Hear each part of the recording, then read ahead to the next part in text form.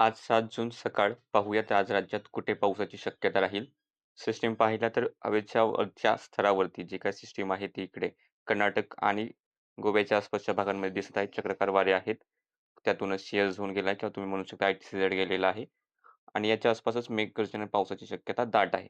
की राज्यातही काही प्रमाणात उत्तरेकडून काही प्रमाणात उत्तर-पूर्वेकडून ढगांची वाटचाल राहील. काही ठिकाणीच पाऊस होईल जास्त शक्यता नाहीये.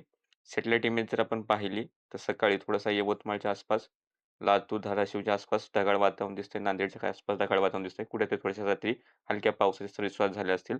कमेंट करून नक्की कळवा. बाकी सिंधुदुर्ग, गोव्याकडे पाऊस झाला ना, आता हे ढग समुद्रात पश्चिमेला निघून गेलेले आहेत. मुंबई, ठाणे, पालघरच्या आसपास रात्री तापमान खूप जास्त पाहायला मिळते. ढगाळ वातावरण सुद्धा आहे आणि ते 24 तासातील जर आपण पावसाची शक्यता पाहिली, तर सिंधुदुर्ग, गोवा मुसळधार पावसाच्या सरी एक दुसऱ्या ठिकाणी पाहायला मिळतील.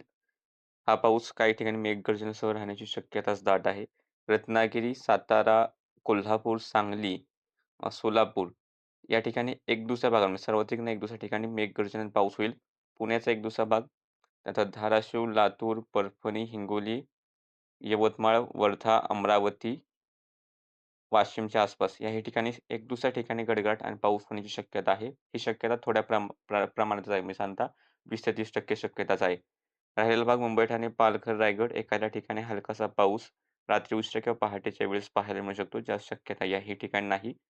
धुळे, नंदुरबार, नाशिक, अहिल्यानगर, छत्रपती संभाजीनगर, बीड, जालना, बुलढाणा, जळगाव, नागपूर, भंडारा, गोंदिया, गडचिरोली, चंद्रपूर या ठिकाणी स्थानिक ढग निर्मिती झाली तरच एक दुसऱ्या ठिकाणी थोडासा गडगडाट होऊ शकतो. जास्त पावसाची शक्यता नाही. बाकी सध्याच्या अपडेटमध्ये इतकंच. Facebook पेज फॉलो करा. YouTube चॅनल सबस्क्राईब करा.